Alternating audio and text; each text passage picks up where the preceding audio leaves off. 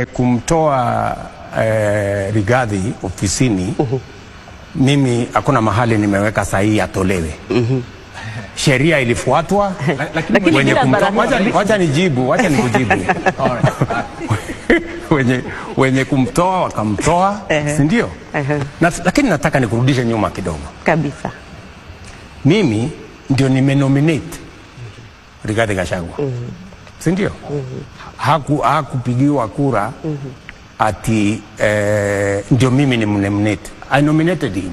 Kwa sababu katiba ya Kenya sehemu ya 148 inasema rais ndiye ana nominate.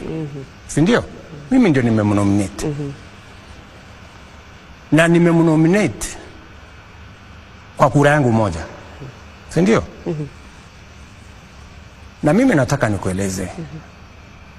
Hata wakati mimi nimemnominate Bwana Gachagua, niliuliza kwa sababu nilikuwa na wabunge wengi, viongozi wa kutoka Mlimani. Huyo Profesa Kindiki akapata kura 27. Ule rafiki yangu Rigathi akapata kura 5. Unasikia? Sasa wakati hawa viongozi wameniletea majibu, nikawaambia wacha nifikirie kama vile tutakavyoenda. Mwisho nikawapasue, nikawaambia sikizeni. Mimi nalaumiwa Mlimani kwamba mimi nimeshikana na viongozi wachanga, viongozi vijana.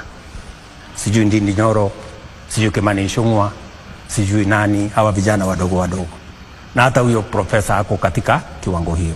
Kawaambia ili tusionekane kwa watu wa mlima, pengine nimechukua vijana, wacha nichukue huyu mzee karibu wa rika yangu, pengine mzee kidogo kuniliko, shingo upande.